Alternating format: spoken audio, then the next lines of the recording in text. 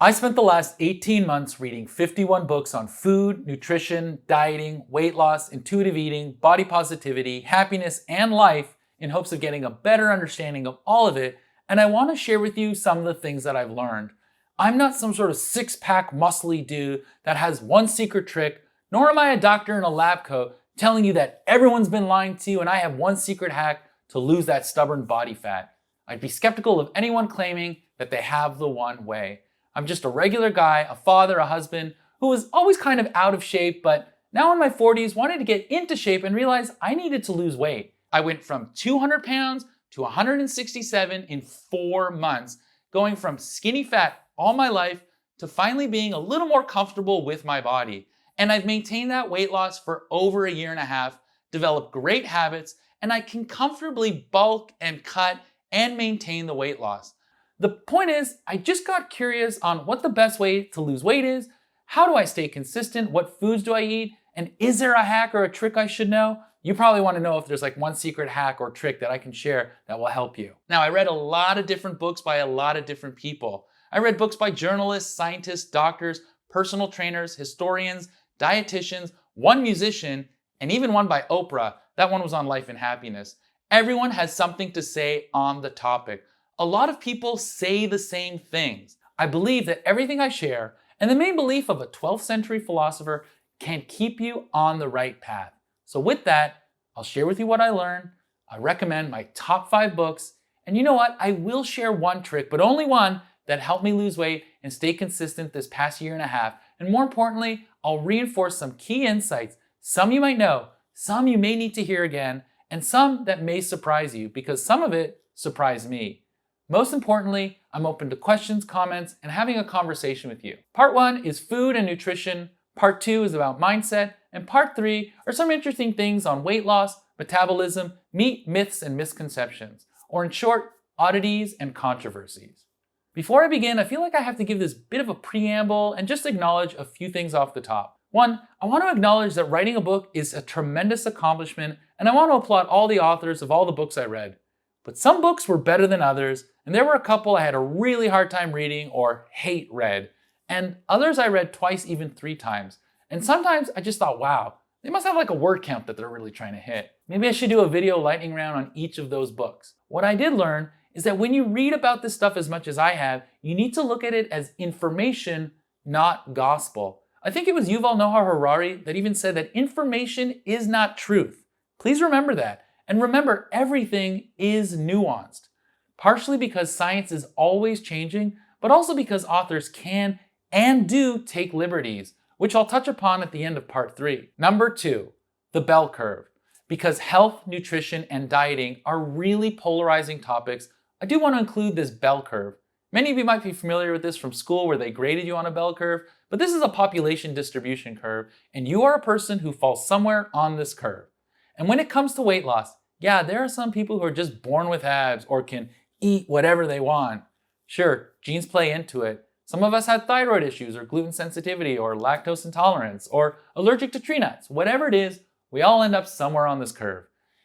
Anything is achievable depending on what your goals can and should be. What I'm about to share with you will relate to many of you, but not all of you. Remember, this is information, not gospel. Which brings me to point number 3, which is important to say, and I kind of can't believe I'm saying this, but we are all unique snowflakes. And I don't mean that in a disparaging way, nor am I being sarcastic. Your experiences, DNA, epigenetics, your likes, traumas, food availability, how fast you eat, media consumption, your socioeconomic status, your psychology, family history, there is no one on earth like you. Ultimately, the arbiter of what to do with nutrition information, with your body, and how it impacts is individualized. What was iterated many times in many of these books was what works for one person may not work for another. Personalize your approach based on your needs and preferences. What kind of life do you want to live?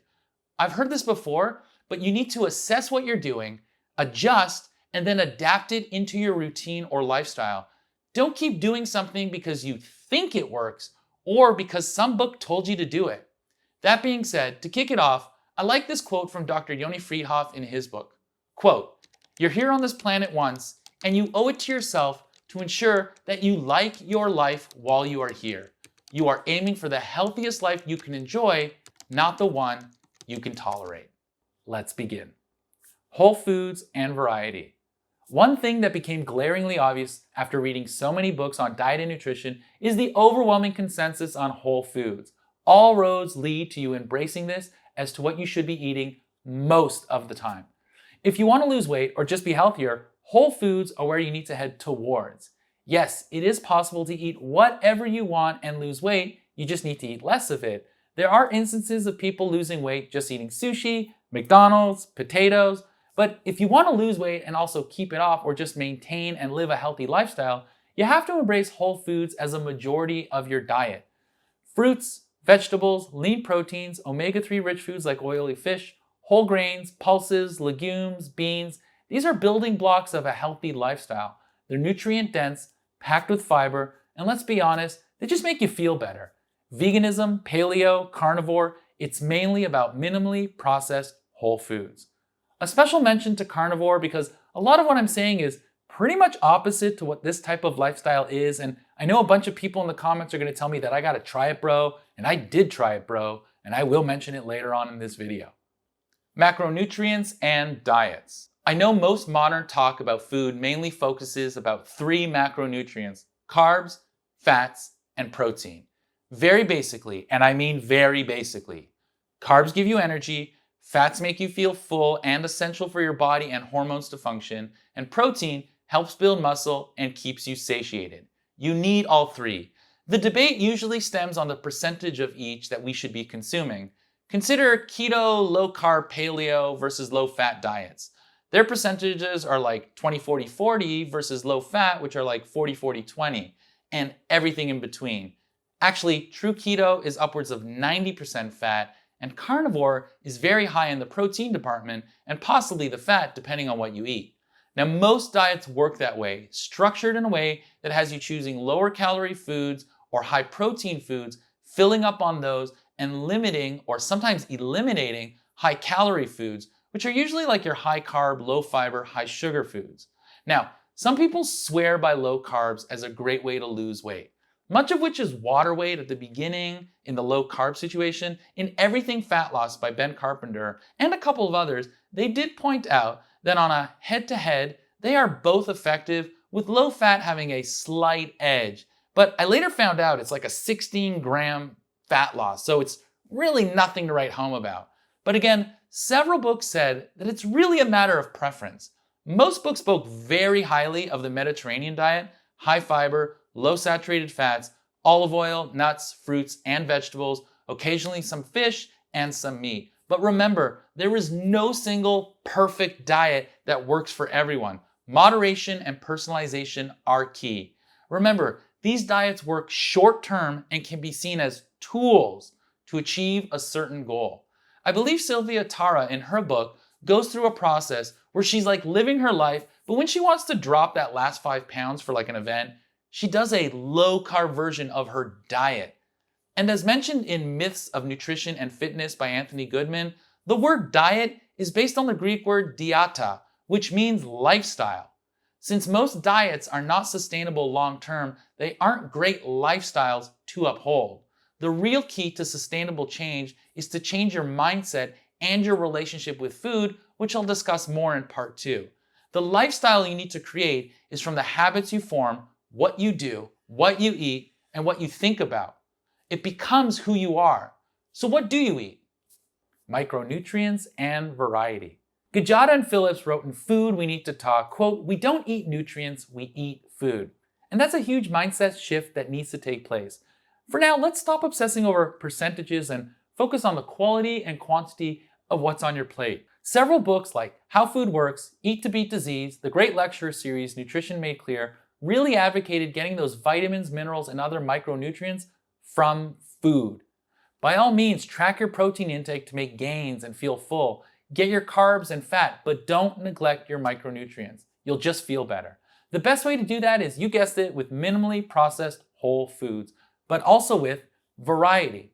Before I dive in, I want to play a game, but I promise you there are no winners or losers. I'm just going to list off 75 foods, and if you want to jot down how many you've had in the last month or two and maybe jot down how often you've had them. So let's get started. Have you had any beets, apples, sauerkraut, sardines, steak, turkey slices, potato, sweet potatoes, Doritos chips, ice cream, oranges, hot dogs, kiwi, bell peppers, papaya, pizza, almonds, walnuts, shrimp, olives, bone marrow, tofu, lentils, chickpeas, beans, bananas, spinach, edamame, chard, Coke or full sugared sodas, takeout, acorn, pumpkin, or butternut squash, donuts, peanut butter, almond butter, ground beef, blueberries, milk, raspberries, strawberries, or blackberries, canned tuna, fresh salmon, tilapia, cauliflower, broccoli, tacos, bacon, candy bars, freshly baked chocolate chip cookies, marshmallows, Brussels sprouts, honey, melon, quinoa, kimchi, cheese, rice, Greek yogurt, pretzels, tahini, pancakes, waffles, cereal, coffee, granola bars, corn,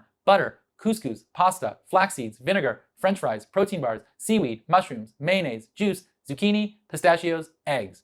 I know, it's random and big on purpose. I just want you to take stock of what you have been typically eating. So how did you do? If you noticed, I put in some really interesting or weird ones that you probably didn't expect, like Doritos or donuts, or maybe it was the seaweed or sauerkraut. Food is neither good nor bad, but some foods are sometimes foods, while others need to be had more often. Look, there are some things on the list that I haven't had in months. Almond butter, kimchi, mushrooms, donuts, and maybe I should, but the point of all this is for you to look at your list and see what you're eating a lot of and what is missing and what you could add. Obviously pick whole foods, fruits, and veggies, for example, that you already like and eat more of those. I'm gonna say something mean right now, and this is one of the 2 times I'm gonna be a little mean. I get that people have preferences, and there might be some foods on that list that you probably have never eaten, but you need to put your big boy and big girl pants and to start expanding what you eat from the whole foods on that list and whatever list you make yourself. You'll feel better. And I feel like I should say this. Socioeconomics plays a huge role in diet culture and eating healthy, and I'm really advocating expanding the variety of what you eat, but what you can afford. Cheap canned and dried beans, lentils, cabbage, frozen peas, cauliflower, and corn, for example. I read in How to Eat by Mark Bittman and David Katz that the more whole foods you eat, the more you acclimatize to them. You might not like it now, but if and when you give it time, you will develop a taste and a like for it. It's like taste bud rehab. They said, quote, "What we choose to eat powerfully shapes our actual preferences." Furthermore, we are wired for variety. It's something I picked up in How Not to Diet and the Dorito Effect, which is almost his whole premise, that we are wired to seek out new flavors and variety. He even went so far as to say taking vitamins and enriched foods may prevent us from seeking variety in other real foods and micronutrients we need. Max Lugavare and Anthony Goodman also stated that even vitamins you take in capsule form are not as effective as they would be compared to whole foods. A couple of books talked about how some animals will instantly gravitate to certain feeds that contain certain vitamins and minerals because their bodies crave them. I think one was about goats and the other one was on cows. Eat like the animals' whole scientific study was how animals naturally gravitate to ratios of protein, fats, and carbs depending on what their bodies need. And I know this sounds silly, but I read on Reddit about a guy ravaging an entire bag of oranges, and upon self-reflection, he realized he had low-level scurvy because he doesn't remember the last time he ate something with vitamin C. And for those of you that have had certain cravings during weight loss, it could very well be that you are denying yourself certain foods and micronutrients and that your body is like, let's binge! So be wary of denying certain food groups or nutrients. Variety plays such a huge role in what you eat. Food manufacturers play to that aspect whenever they create a snack food. In Mindless Eating, he reported that people ate more M&Ms when there were more colors being offered instead of just 1 or 2 colors in a bowl. And take a look at your grocery store. Snack food's main way to get you keep eating all their product, outside of all that fat, sugar, and salt, are limited time flavors. They know we want to try new things, so try seaweed or sauerkraut, beets, bok choy. You get what I'm saying. Taste the rainbow. One big piece of advice from these books is to eat the rainbow. And no, I don't mean Skittles. Red tomatoes, oranges, yellow. You think I'm going to say bananas, but I'm going with bell peppers. Green beans, blue, berries, purple, grapes, eggplant, or cabbage. I feel like I'm writing a kid's book. Anyway, eating a variety of colorful fruits and vegetables ensures you're getting a wide range of nutrients. How Food Works is a great illustrated guide on that. Also, books like The Diet Myth by Tim Spector, Eat Like the Animals, and The Science of Nutrition by Rhianna Lambert highlight how variety supports your gut microbiome. And while the study of the microbiome is still in its nascent stages, there are some positive stuff around having a diverse diet feeding your gut bacteria that helps everything run smoother. In The Secret Life of Fat by Sylvia Tara, she and Spector in his book said that certain bacteria can lead to leanness. And if you were wondering about the two main bacteria, they're Bacteroides and Firmicutes, and it's totally normal to have both. It's just the ratio of Bacteroides and Firmicutes that has been associated with leanness. And variety, feeding your body high fiber foods, helps with that ratio. So what causes a higher Firmicutes ratio or a low Bacteroides to Firmicutes ratio? Well, ultra-processed foods. I know, ultra-processed foods or ultra-processed products, some people don't even want to call it food. One study to rule them all. All right, let's take a break from this and I'll share with you one study. I mean, what kind of video would this be if I didn't talk about a study? But I want to tell you that there is a study for everything, and I have opinions about that too. But this one was probably the most interesting because of its simplicity. It's the cheese sandwich study. They fed participants a cheese sandwich, same calories, basically the same carb, protein, and fat content. Now, some got a whole food cheese sandwich, like, bread from a bakery, real cheese, while others got a processed cheese sandwich, Wonder Bread and American cheese singles. And what did they discover? Eating whole foods makes your body work harder and burn more calories, while processed foods are easier to digest and leave you with more extra energy or calories stored. Now, that could be one reason why processed foods might contribute to weight gain over time. What's also interesting, according to their paper, is they don't actually really understand why the body does it. They think it has to do with the high fiber in the whole foods or that processed foods are easily broken down and stored. But they aren't sure. Now, Dr. Ids, who wrote Saturated Facts, now he said in a recent social media post while I was writing this script that referenced the cheese sandwich study that whole foods consisted of more complex substrates which require greater enzyme synthesis and more extensive secondary metabolism in the liver requiring more calories spent. But what the hell does that even mean? All mysteries of the body aside, it just prefers whole foods. Take that for what it's worth. Ultra-processed foods. Back to UPFs or ultra-processed foods. Another common theme is avoiding ultra-processed foods. This is across the board. Realistically, the best books talked about at least minimizing it as much as you reasonably can.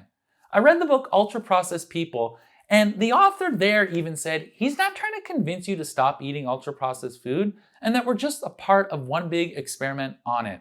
I know, that sounds scary, but I think he was just trying to be realistic about its place in our food system, the convenience and availability. It's not about being perfect. Many authors, including Ben Carpenter, Michael Matthews, Max Lugavare, and all the intuitive eating authors, advocate for an 80-20 approach. Aim to make about 80% of your meals whole or realistically minimally processed foods and allow some flexibility with the other 20%, your snacks or sometimes food. It doesn't even have to be 80% because I don't know your life. Just aim to make it better than it is now. If it's 75-25, great, 60-40, great. But if you feel it's not great, like 20% and 80%, try to balance it out slowly. Take one step closer to being better than before. And remember, tomorrow is always a new day. In How to Eat, that book took a really great approach. If you can change some things, like say drink 2 liters of full sugar soda to 2 liters of diet soda, great, you've made one change towards the better. You're consuming less calories. Is diet soda good for you? That's not the point. It's better than full sugar soda right now. And trust me, diet soda can help. If you can drink less diet soda and drink more water, great, you are one step closer. One main message is don't let perfect be the enemy of good. The key isn't just eating whole foods, but making your diet consistent with the whole foods and doing the best to be as varied as possible, getting your micronutrients, feeding your body, and keeping things interesting and worthwhile in a more healthful way. You don't need to overhaul everything overnight. If you're losing weight, you're likely going to be eating similar things each day. Try transitioning slowly so that the body is comfortable with the changes. However, be inspired to get more curious about fruits and vegetables, fish and whatnot, for example, that you haven't tried or typically wouldn't have.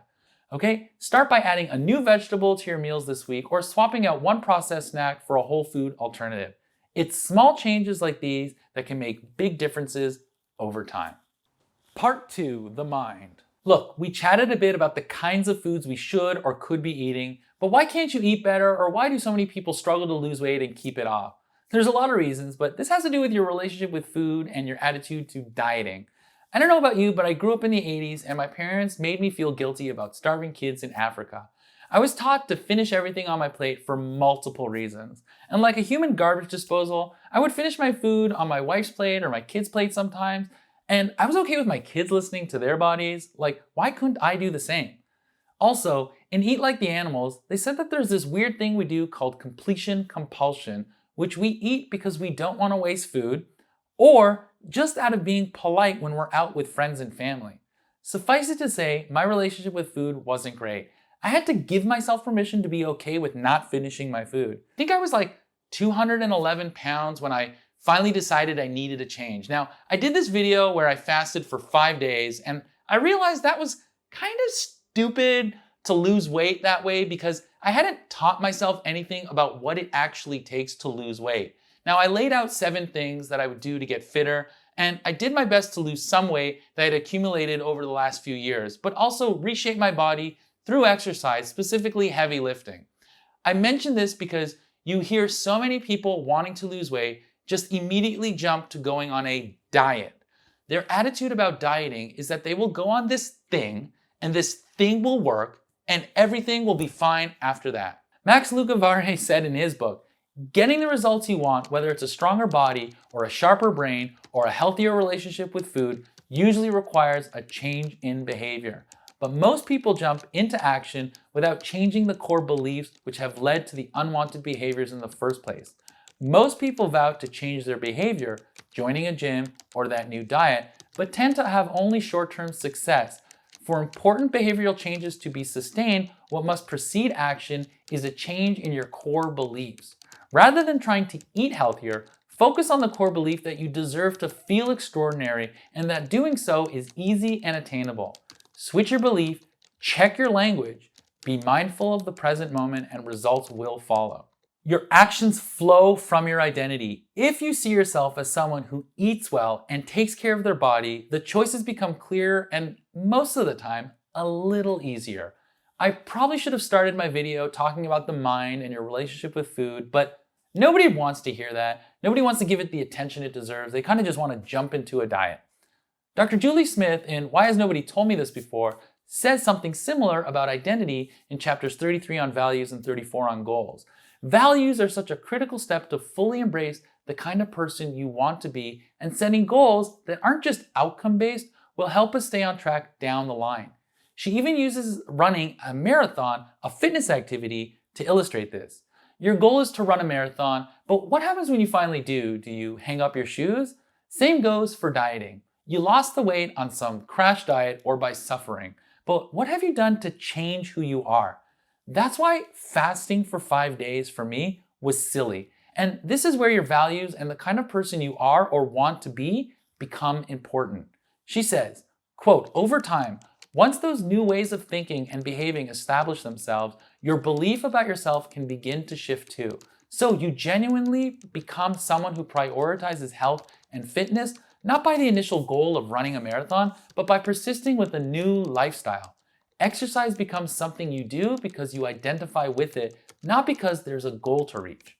Look, for me, the past year and a half, I've gotten sick, taking me out of commission for like a week or two, and I had to stop going to the gym. And like recently I pulled my shoulder because I was trying to bulk, and somehow I have to take like a really much longer break than I wanted to. But you know what? I'm not worried. I know I will go back because I am a person that goes to the gym. I understand the importance of exercise. And let me be clear, this isn't about going to the gym, because I know there's someone out there going, I hate the gym. It's about being the kind of person that stays active.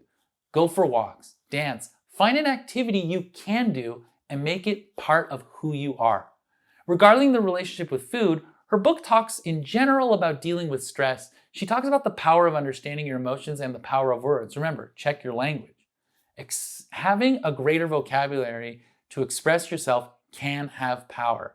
The more specific you are about what you're feeling, the easier it is to manage. Instead of saying like, oh, I'm stressed, you might say, I feel overwhelmed because I have too many things on my plate today. And once you name it, you can do something about it that isn't food. Journaling can help, or even distracting yourself to reroute that thought of hunger to something else.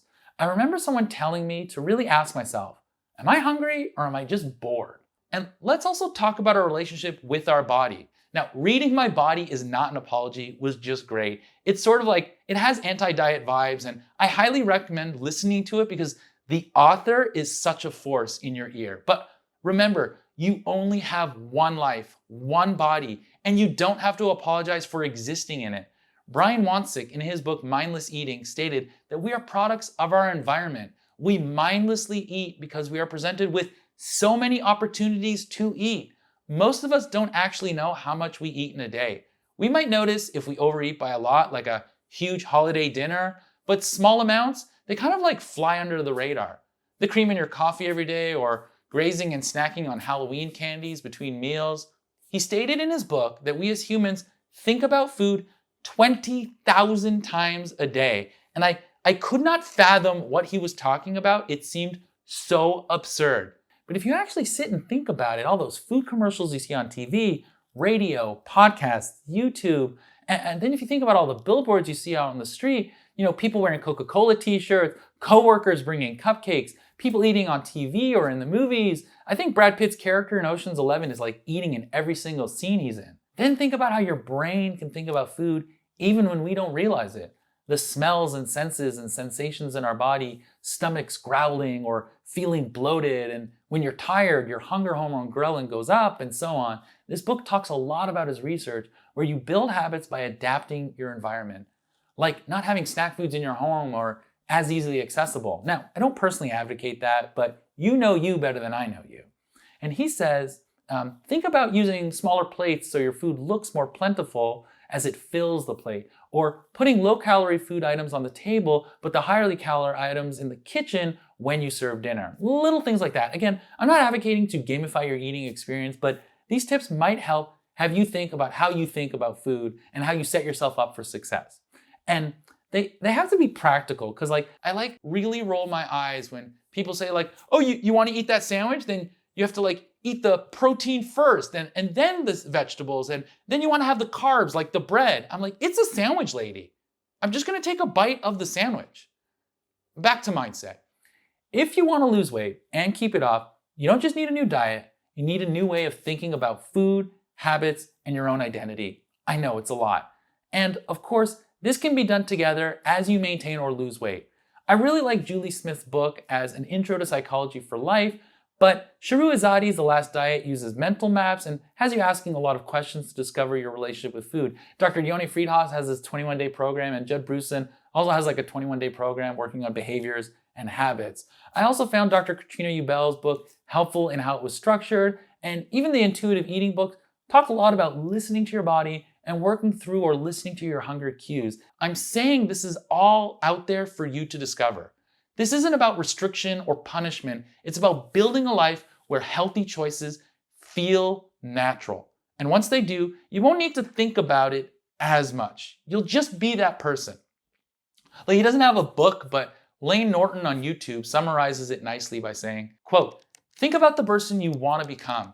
You're not going to be able to become a new person by dragging all your old habits and behaviors behind you like an anchor. You have to cut them free. Part 3, oddities and controversies. There was so much I could share, and I want to try to bring this home, but I appreciate you listening to me so far, and please pop a question or a comment below and we can talk further. If you want me to elaborate a little more on something, let me know. But here are some interesting things I picked up and some controversial thoughts along the way to wrap this video up. I think it's critical to understand total daily energy expenditure and how it works, and that calories in and calories out is a foundational principle for weight loss. I know calorie tracking or counting isn't for everyone, but I found it incredibly helpful in understanding food because I was kind of calorie stupid. And even if people took 1, 2, or 3 weeks, or maybe even a month to track what they ate, I think they would really learn a lot. A few books mentioned that most people underestimate their calorie intake and will very likely lie to themselves about how much they eat. You want to know the key to eating right? Michael Matthews put it succinctly, quote, "As far as your body weight is concerned, how much you eat is far more important than what you eat. As far as your health and wellness are concerned, what you eat is more important than how much you eat, so long as you don't overeat to the point of obesity." While weight loss in theory is simple, it is definitely not easy. Remember that. Calories in and calories out is a neat, simple equation for weight loss, but your body isn't a simple math equation.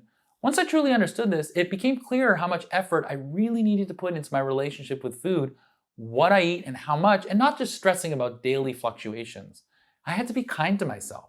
One piece of advice I remember reading was if a friend was trying something new and was having a hard time, how would you talk to them? Remember that. Losing weight is never a straight line. As Ben Carpenter says, it's more like a fluctuating stock market chart. So yes, if you consume less food and expend more energy, you'll very likely lose weight, but you still don't fully understand what's going on inside the body. For example, let's talk about the concept of set point weight. This refers to the idea that your body tends to maintain a certain weight range, making significant weight changes difficult. It's like your body has like a built-in weight thermostat. Books like The Secret Life of Fat, Secrets of the Eating Lab, Anti-Diet, and other intuitive eating resources all suggest that we have a set weight range, and one potential goal is to try to live at the lower end of that range. This idea is controversial because nobody wants to hear that, but also because it is true that there are ways to break past that set point. You see it happening all the time. From what I understand is that your body has a really easy time adjusting to your new weight on the way up, but not so much on the way down. So there is some truth to your body resisting attempts at weight loss, even when you think or are consuming less. One way the body responds to weight loss is by reducing your basal metabolic rate, the amount of energy it burns while just existing. But it also subconsciously reduces your NEAT, your non-exercise activity thermogenesis, or your unplanned activity, according to Matteo Mara on YouTube. You're fidgeting, you're scratching your head, you're walking. When you lose weight, your body tries to make it harder for you to continue losing. This is called metabolic adaptation. Essentially, your body is trying to protect itself from what it perceives as a potential starvation period. Now, some people hate the term starvation mode, so I'm just going to say that it's a biological defense mechanism. Anthony Goodman, in his lecture, The Myths of Nutrition and Fitness, stated, quote, "Throughout millions of years of evolution, the greatest survival threat to virtually all organisms was not death by the hands of a predator. The biggest threat of all over eons of time, and still, sadly, in some parts of the world today, was and is starvation." So, whether we like it or not, our bodies are armed with powerful genes and internal signals and metabolic mechanisms that kick in as soon as our body detects anything that suggests we might be headed for a starvation situation. So, next time you hear someone say weight loss is as simple as calories in and calories out, remember, sure in principle, but everybody responds differently. It's like you and your body are two different people wanting two different things. You just have to have a nice long talk and a nice long walk with them about your long-term goals. The truth is, there is nothing more stubborn or persistent than the human mind. And while your body may have these mechanisms, we have the capacity to overcome many of them to achieve remarkable things, and I would only stress that you do it safely, if you even want to do it at all. Start loving your body now and see where you and your body can go from here. Now, how do you break through a set point? Exercise is one way. Now, exercise has a myriad of benefits, one of which is greater mental health, stress relief, and it's also been associated with, having a longer life. And it's also a major tool to help you keep the weight off. Although not a great tool to lose weight by itself. That's mostly diet. In my opinion, I think diet's like 99%. But in conjunction with diet, exercise is a remarkable tool to transform the body. Also, keep in mind this interesting idea. Being somebody skinny who does not exercise is more unhealthy than someone who's overweight and who does exercise. That's the power of exercise.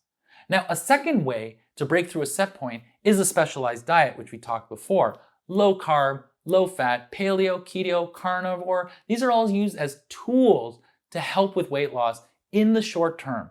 Another tool is intermittent fasting, which is also sort of like a specialized diet of not eating for a window of time. All these diets do is mostly control your calorie intake. It should be noted that once you've lost weight, it's harder to maintain that weight compared to someone who's always been at that weight. Check this out. If you lost weight and you now weigh 150 pounds, but your friend has always weighed 150 pounds, you are not metabolically the same. In The Secret Life of Fat and Genius Foods, Sylvia Tara explained that the person who lost weight incurs a calorie penalty. This means that the person who lost weight may need to consume like 250 to 400 fewer calories to maintain that weight. Or they'll have to exercise consistently to keep it off. She also notes that calories burned during physical activity could decrease by about 25%. This means that someone who lost weight may need to run 5 miles to burn the same amount of calories that someone naturally at that weight would burn by running only 4 miles. I know, not fair. But this ties into why in part 2, the discussion of developing a set of values that includes physical activity is essential. Tracy Mann in The Secrets of the Eating Lab stated that as you lose fat, hormones that make you feel full, like leptin, peptide YY, and cholecytokinin, I hope I pronounced that right, decrease. At the same time, hormones that make you feel hungry, like ghrelin, gastric inhibitory polypeptides, and pancreatic polypeptides is a super fun word to say, those increase. Again, sorry about all the nerdy words, but this explains why people who are losing weight tend to feel hungrier than before. Again, this is metabolic adaptation. You are not crazy if you feel hungrier as you lose weight.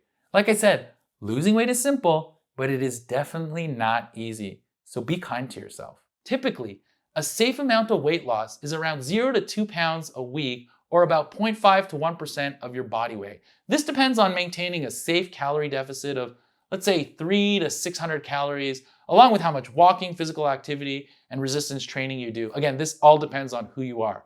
Some experts even point out that you did not gain the weight quickly, so why would you expect to lose it quickly?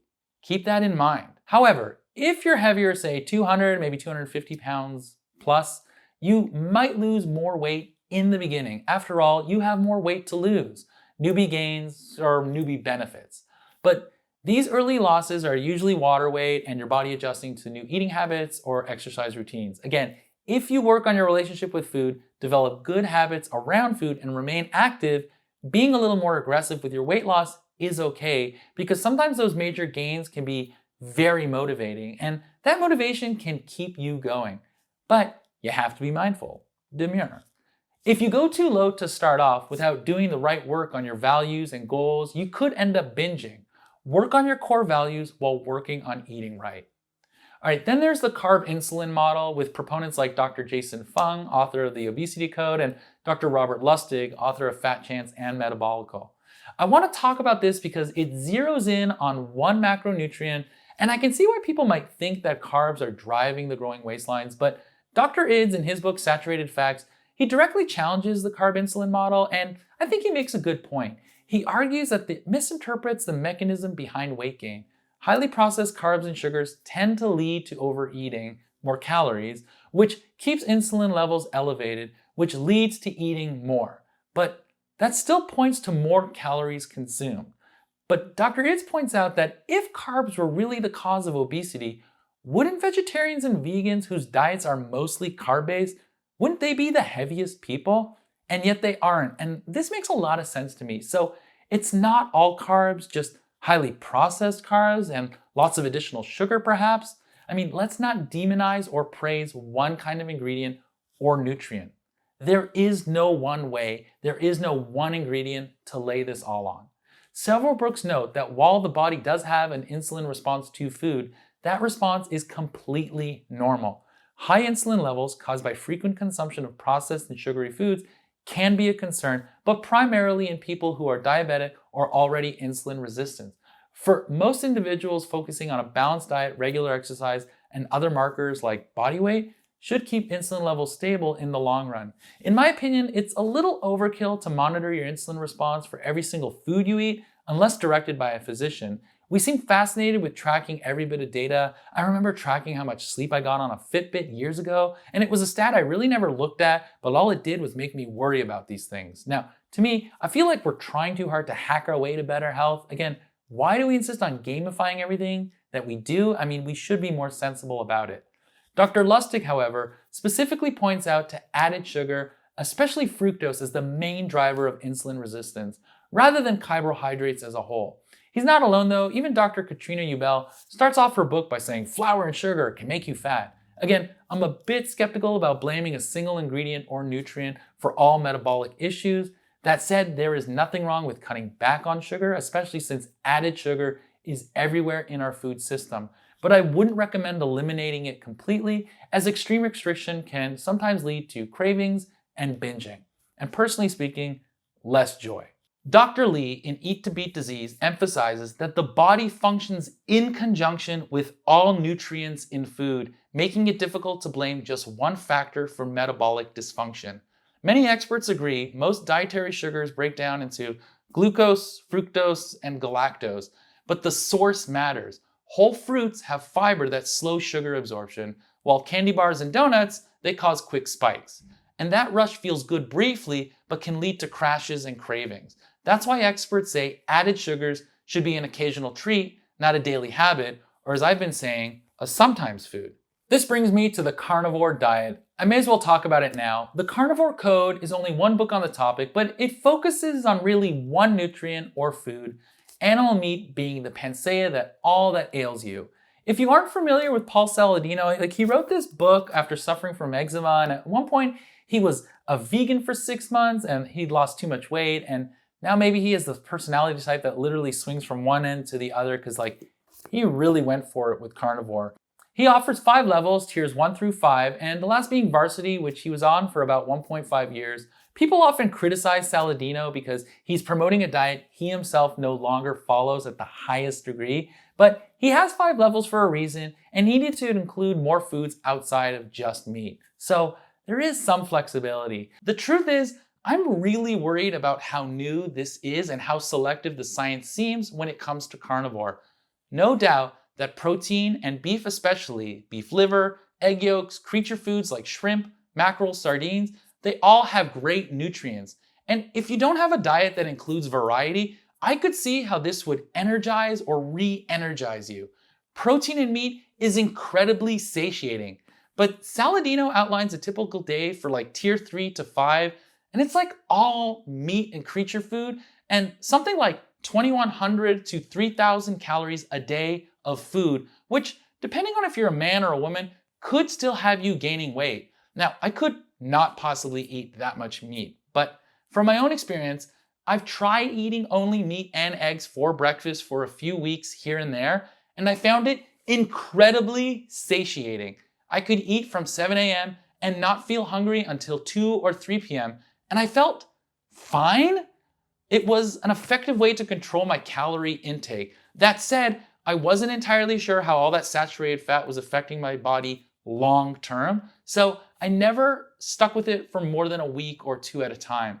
Ultimately, I also found it boring. Everything was soft, it lacked a texture, and it had no crunch or variety in mouthfeel. It just didn't feel right for me. If you enjoy meat or animal-based foods, this type of diet might be appealing. Steak, eggs, salmon, yogurt, shrimp. But eating it every single day, that just felt impractical. Now, the Carnivore Code takes it to an extreme, including things like beef suet, thymus, and pancreas. I wouldn't even know where to get that kind of stuff. But even if you're just eating the regular cuts of meat, high-quality grass-fed beef is expensive, and bone marrow ain't cheap either. And let's not talk about the price of eggs these days. Avian flu has made them outrageously expensive.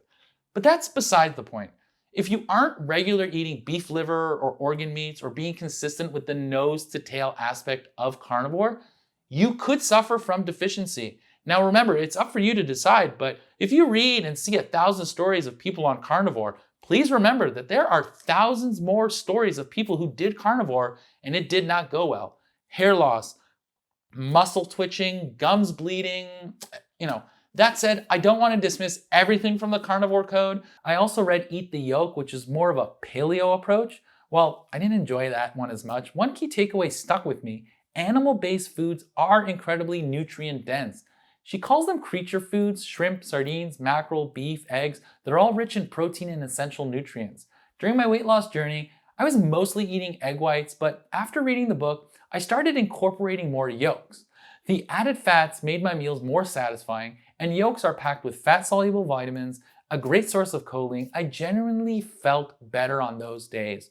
Sure, whole eggs have more calories than just the whites, but losing weight isn't just about calories in, calories out. It's miserable if you're constantly hungry.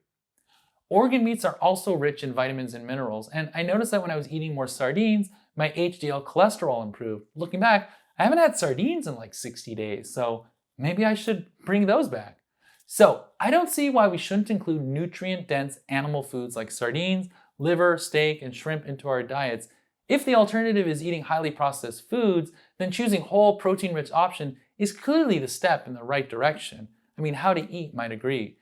But making all meat diet your sole focus, that just seems unnecessary. And, especially considering the overwhelming research on the benefits of fruits, vegetables, and fiber. Studies show that fiber-rich foods lower all-cause mortality. Look, I get the allure. I have psoriasis and arthritis, two things they specifically talk about with the carnivore diet. Eat meat and cure all your autoimmune disease and all that ails you. But I want to echo Dr. Josh Wolrich's title, Food is not medicine. And funny enough, Dr. Lee's book, Eat to Beat Disease, is the exact opposite of Food is not medicine. But again, even Dr. Lee says that food is not some magic bullet and only part of a health toolbox that doesn't require a prescription and should not be used instead of medical interventions. He says, quote, "No whole food is universally good or bad. The impact of food on each person is unique depending on the number of factors, including their genetic makeup. I have hypercholesteremia, and so eating an all-meat diet, especially one high in saturated fat, feels like a risk I'm not willing to take. There is strong evidence linking high LDL levels and high saturated fat intake to cardiovascular disease, and I'd rather not gamble with my health." While I'm generally skeptical of Saladino's claims, and again, maybe I will do a rundown on all the books I liked and didn't like, I did want to give him some credit for calling out the myth of the blue zone or the blue zone diet. I always found it a bit odd that books promoting the Mediterranean diet often cited blue zones as evidence that it leads to a longer life. Now, just a reminder, the Mediterranean diet is widely considered the gold standard for healthy eating. And they always listed these random places like Okinawa, Japan, Sardinia, Greece, and Loma Linda, California. I don't want to get too into the weeds, but it was popularized by journalist Dan Buettner through an article he wrote, which spun off into several books and a whole business. The point is, certain locations had people living longer lives, and they attributed it mainly to the foods or types of foods that they ate. But if you really take a hard look at the data, it just didn't hold up. Now, two people who would disagree with Paul Saladino's life choices of eating only meat, the hosts of Maintenance Fave, Michael Hobbs and Aubrey Gordon, she wrote this excellent book here, did a deep dive, and not surprisingly, the long lives are mostly attributed to their genes. Now, some might even include their close-knit community aspect and the fact that they eat mostly whole foods, including meat, and less processed foods. More whole food cheese sandwiches and less not whole food cheese sandwiches. And more interestingly, I always thought it was strange that Loma Linda kept appearing on this list, since most of these other places are remote and by the ocean, and Loma Linda is not. And funny enough, Hobbs mentioned that Loma Linda was included because the editor of National Geographic, where the article was first posted, wanted at least one US location for readers to relate to. So Loma Linda, a Seventh-day Adventist town of vegetarians, was included. And there you go. And since we're talking about the Mediterranean diet, I do want to say that while I didn't read vegan or vegetarian books specifically, many books did advocate the Mediterranean diet, which is fairly close to a vegetarian and vegan with a dash of pescatarianism. But remember, Sardinia and Okinawa people ate small amounts of meat. I do know that Dr. Mark Hyman, because I read his books, does a vegan diet, which is like paleo vegan, which kind of makes no sense. But what he's trying to say is that he's plant-centric with high-quality animal foods. And Dr. Greger is a vegan, and Dr. Katz and Mark Bittman are mostly plant-based foods. and with the latter eating whatever he wants after 6 p.m. I mean, maybe he goes hog wild after 6 p.m. But to be honest, as far as lifestyles go, vegan or plant-based lifestyles are likely the most ethical, moral, and environmentally conscious choices to be made. I'm just not there yet, if I can be completely honest. I'm an omnivore, and maybe that's the real omnivore's dilemma. But back to eating just meat. To close out on the carnivore diet, what I do know is that humans, including myself, are really bad at assessing risk, and this all has still very new and worth approaching with extreme caution. I respect that people have done it, but there's a lot of anecdotal evidence and short-term studies, and I would be very cautious or curious to see what robust data and information comes out in the next 10 years, maybe even 20 or 30 years, because that's how long cardiovascular disease takes. I also feel that when you read something that's so much to the extreme, their proof can feel a little disingenuous and misrepresented. And that goes for the extreme vegan side as well. I'm not playing to either side. But Saladino and others have been known to cherry pick data to fit their narrative, and a meat good, vegetable bad seems too dichotomous. Remember when I said food is neither good nor bad? If vegetables were trying to kill us, how come it hasn't happened yet? Also, wasn't that the plot of a really bad M. Night Shyamalan movie?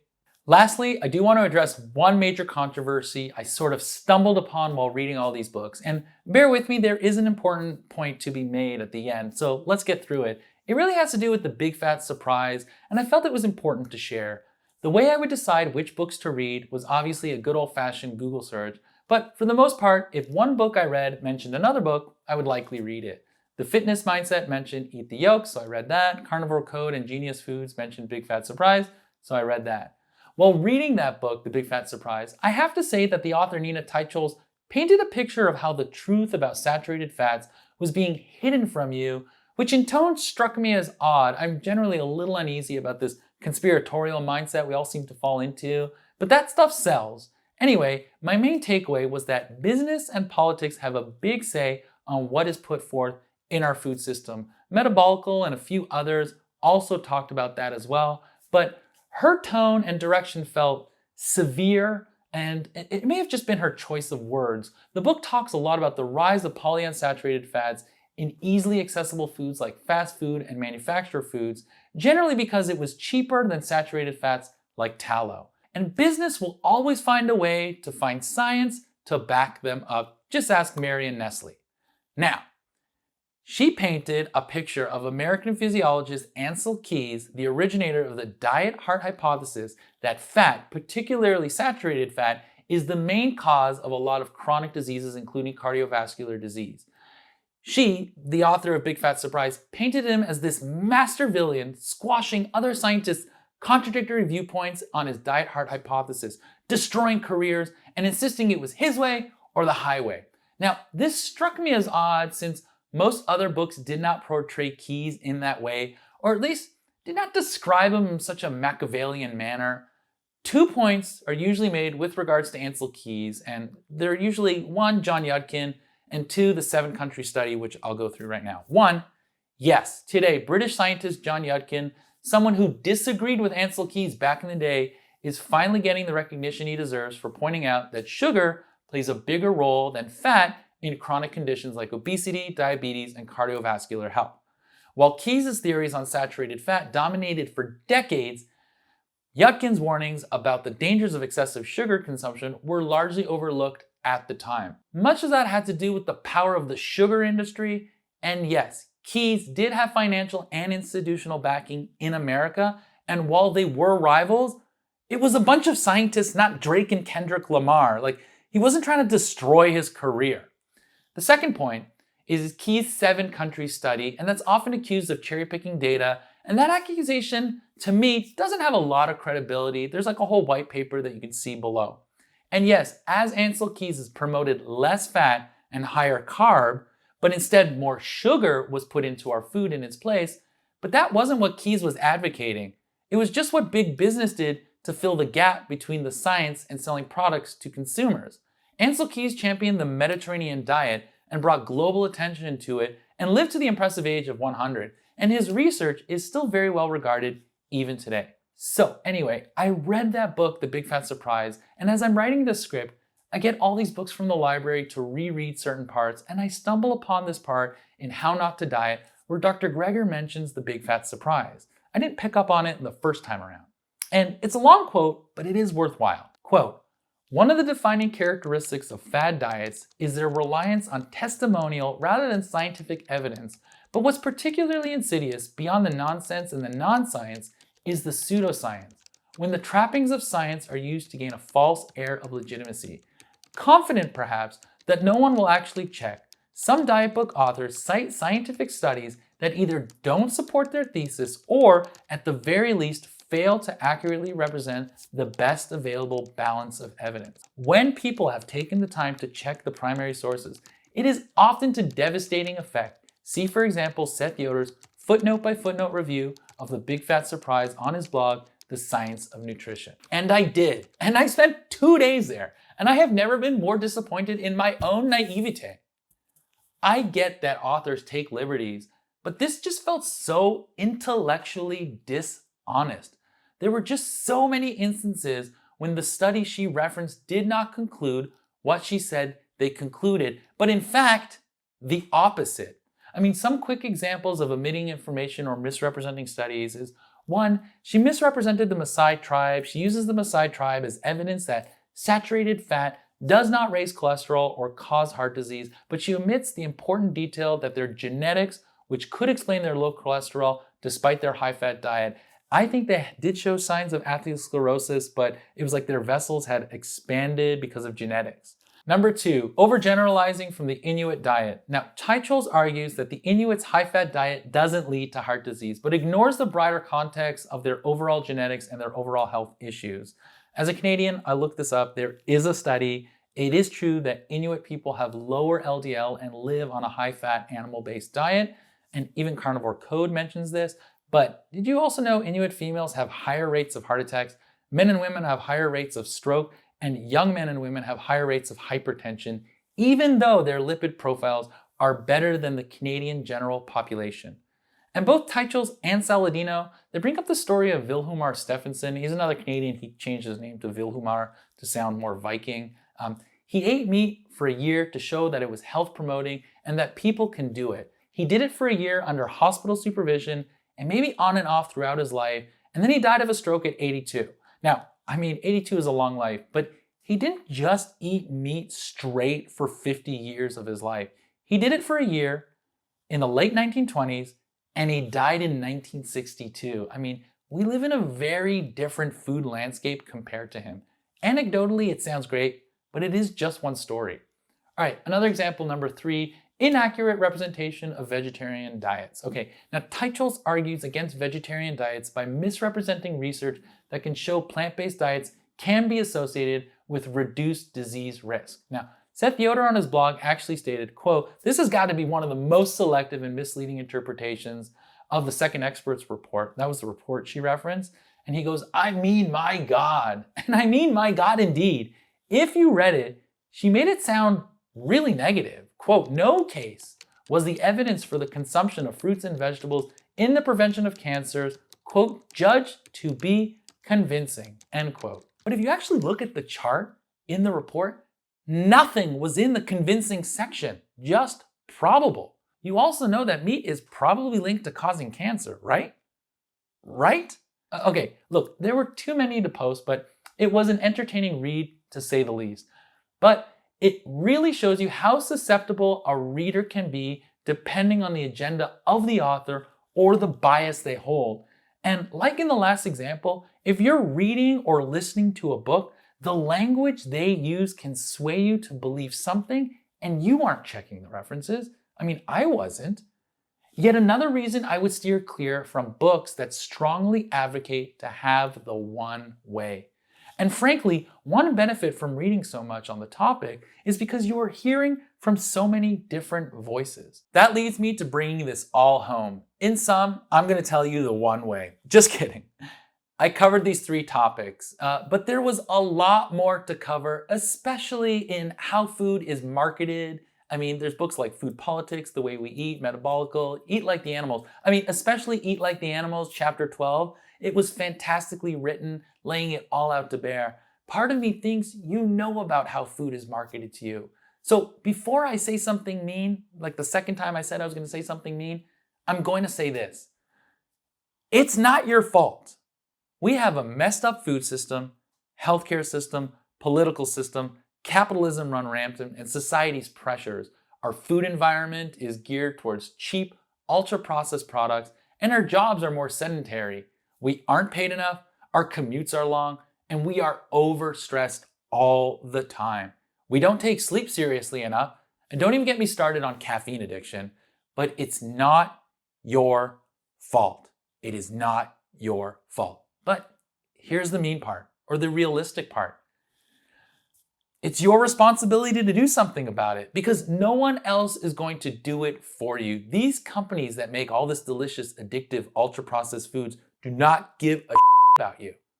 They just want that bag. I mean, we all want that bag, but they just want to sell their products. The Department of Agriculture is not looking out for the agriculture, it's looking out for the farming industry. I mean, we need to figure out how to vote for a higher minimum wage, better regulation on our food, subsidize whole fruits and vegetables and not just corn and soy, and maybe we just vote with our wallets and stop buying things that aren't great for us to change what the market serves. I know, tall order. And I don't know your life, and I know maybe it's not fair for me to say that, but I know who else is going to do it but you for you. And the more aware you are of all of this, the stronger you can become. And so here's my one trick that helped me with my weight loss journey and my mindset and to stay the course. In Ultra Processed People, the author there mentioned this book, Alan Carr's The Easy Way to Stop Smoking. And that was to have smokers smoke while reading about how disgusting smoking is. And it worked. I did the same thing with dieting and nutrition. The more I read and sat with the information, the more clarity I got. The nutrition and science books reinforced variety and balance, whole foods, and making conscious decisions about ultra-processed snacks as a small part of my diet and lifestyle. The anti-diet books and body positivity books reinforced being kind to myself, listening to my body and hunger cues, and seeing the big picture, and so on and so forth. Which brings me to my favorite 12th century philosopher, Rabbi Moshe ben Maimonides. Now, Dr. Ids mentioned Maimonides by name in his book when talking about chrononutrition, and Grain of Salt mentioned the concept that you may have heard of it before. Eat breakfast like a king, lunch like a prince, and dinner like a pauper, which works if you like that sort of thing. Again, you could also do the opposite. Anyways, my fascination started almost 20 years ago when I was going to the gym at the local JCC in Toronto. And there was this quote on the stairway at the gym, and I'm paraphrasing, but it just felt so perfect where it was placed. Quote, "In matters of the mind and body, never stray too far to the left nor to the right, but find your center path." And that's always stuck with me. I mean, that was his whole thing. He was a medieval Jewish philosopher, rabbi, physician, who strongly advocated for moderation in all aspects of life. His approach to balance was deeply influenced by Aristotle's golden mean, which teaches that virtue lies between the extremes. Quote, "The key to a long and fulfilling life in moderation in all things, food, drink, exercises, and even virtue."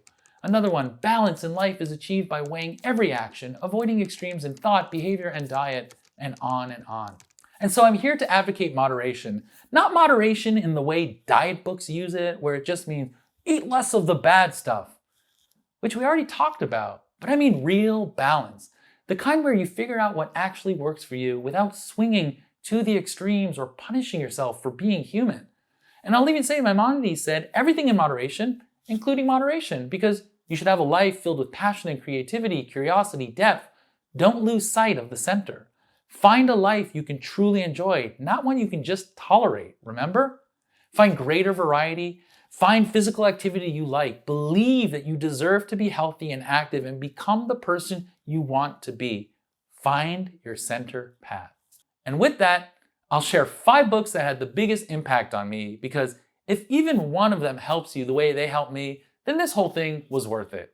And remember, feel free to drop me a comment down below. Number 1, Everything Fat Loss by Ben Carpenter lives up to its name. I'm glad I started with this book. It's the best. It's a no-nonsense, science-backed guide that covers everything you need to know about fat loss.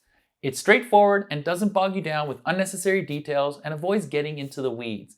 If you're tired of conflicting advice and want to hear clear, practical insight on losing weight and keeping it off, this book delivers. Plus, his social media content's really excellent. Number 2, Food is Not Medicine by Dr. Joshua Wolrich turned out to be more of an intuitive eating book similar to the other anti-diet titles, which I hadn't realized when I first read it. The book is well written, it's very honest, reasonable, interesting, entertaining. I really enjoyed this book, and it might have to do with the fact that I listened to this audiobook and his British accent made it especially engaging. I'm showing my bias, but I've listened to this book 3 times, which speaks to how much it resonated. Number 3, The Science of Nutrition by Rihanna Lambert. It gets straight into it. She jumps right into delivering valuable information without overwhelming you too much on the scientific jargon. It covers essential topics like food, vitamins, minerals, both macro and micronutrients, in a no-nonsense, accessible way. When I first listened to the audiobook, I later picked up a physical copy, and it's beautifully laid out, just as you'd expect a DK illustrated book. DK also published How Food Works, but I found The Science of Nutrition to be a level up and more practical and packed with more useful information. Number 4, Muscle for Life and Bigger, Leaner, and Stronger by Michael Matthews. It just offers a practical guide to exercise, muscle building, and strength training, but Muscle for Life is especially valuable for beginners looking to lose weight or maintain muscle, but it also covers not just workouts, but also key aspects of dieting, food, and habits. It's pretty motivating. Meanwhile, Bigger, Leaner, and Stronger provides structured workout routines suited for those training 3, 4, and even 5 days, making it a great starting point for anyone new to resistance training. When I finally join the gym, I start with their 3 and 4 day routines. And lastly, number 5, Why Has Nobody Told Me This Before by Dr. Julie Smith. Frankly, I wish I read this book 20 years ago if it had existed.